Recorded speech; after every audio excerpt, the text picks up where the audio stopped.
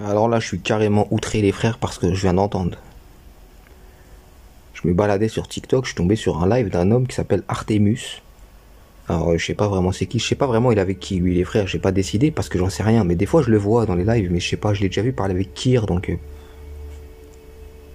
Kir c'est un être humain plutôt raisonnable, donc mais là il était sur le live avec Salam alaikum, tu sais des ordures finies, donc tu sais, ça pose un problème. Ils savent pas se dissocier de l'associateur, du menteur, du colporteur de médisance, du bâtard, en plus de ça, menteur, diffamateur.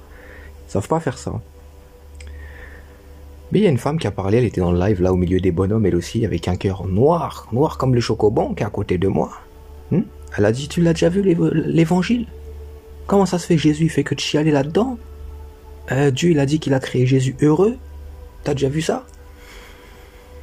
C'est parce qu'ils ont une vision de l'être humain, c'est la foutaise, en fait, la dureté. La dureté, toujours. Ils ont un cœur qui est abîmé, qui est saccagé, qui est piétiné. Ouais, Jésus, il a pleuré. Quand il a perdu un être cher pour lui. Il y a que toi, pétasse, qui ne pleure pas quand tu perds un être cher. Qui trouve ça pas normal. Tu sais, moi, je suis quelqu'un, Dieu m'a créé aussi heureux.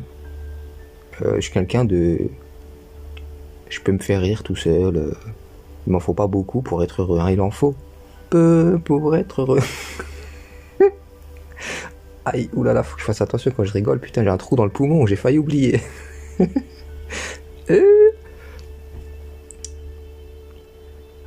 Ouais, Dieu m'a pas créé malheureux. Maintenant, je suis quelqu'un aussi qui a sa sensibilité, tu vois. Les événements de la vie, parfois, peuvent m'atteindre.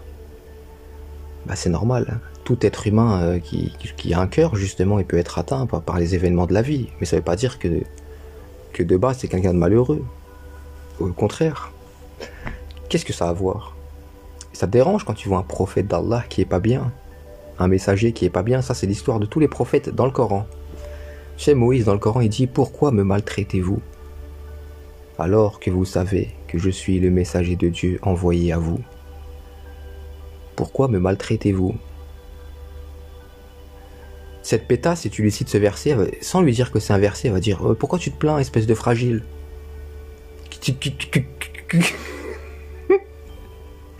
C'est quand même fou, cette vision tordue qu'ils ont. Tu veux dire, c'est quand même, c'est fou. Tous les prophètes ont été bousculés. Mohammed lui-même, jusqu'à ce qu'il s'est écrié et crié, mais quand viendra le secours de Dieu? Il en avait ras-le-bol. Bousculé, piétiné, malmené, lésé, abandonné, mis de côté, moqué, raillé, ciblé. C'est la vie de tous les prophètes, de tous les messagers. Ça te dérange? Ça te dérange, pétaïs? Pétaïs. Mais ouais. Sachez les amis qu'il y a justement beaucoup de réconfort pour vous dans la vie de David, que vous trouvez dans les psaumes notamment, dans l'évangile, dans la Torah, même dans le Coran, même si ces gens ont tout transformé. Ils veulent pas voir les choses en face, ils passent leur temps à mentir constamment. Il y a du réconfort. Il y a des péchés. Il y a des rires. Il y a des larmes. Il y a des conseils. Il y a des doutes.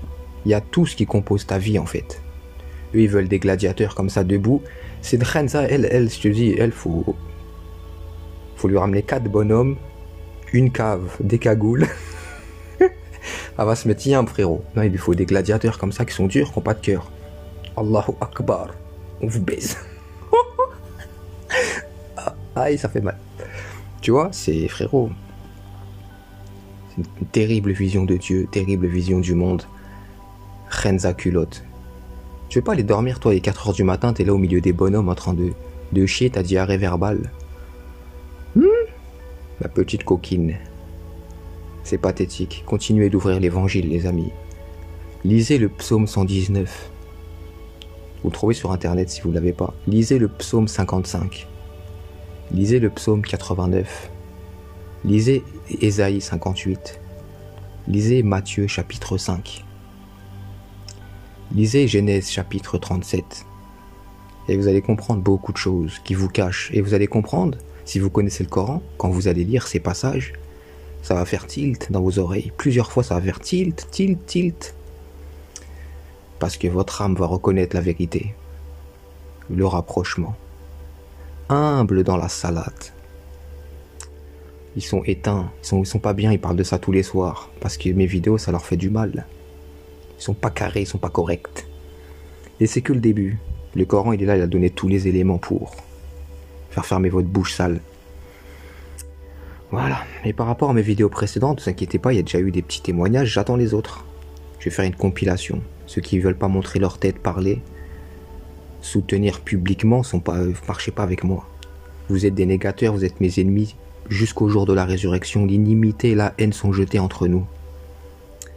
Fini de jouer, on passe à un niveau supérieur. Le train il avance, frérot, soit tu le prends, soit après tu feras ta route tout seul en marchant sur les rails. Advienne que pourra. Voilà. Portez-vous bien les petits amis et mes petites chéries. Pas oublier, ils sont pas contents, les coranistes, ils ont dit que j'avais créé une secte de femmes. What do you girls the fanatic de ma personne? Avec ma coupe de mec qui s'est pas lavé depuis 150 ans? Elles en ont rien à foutre de moi, les femmes. Elles aiment la spiritualité. Ça leur parle. Et elles ont un cœur, certaines, parce que c'est pas les reines à culottes qui traînent avec Salam alaikum. Pourquoi ils chialent? Arrête de chialer. Tu veux que je te casse la gueule ou quoi? C'est quoi ça?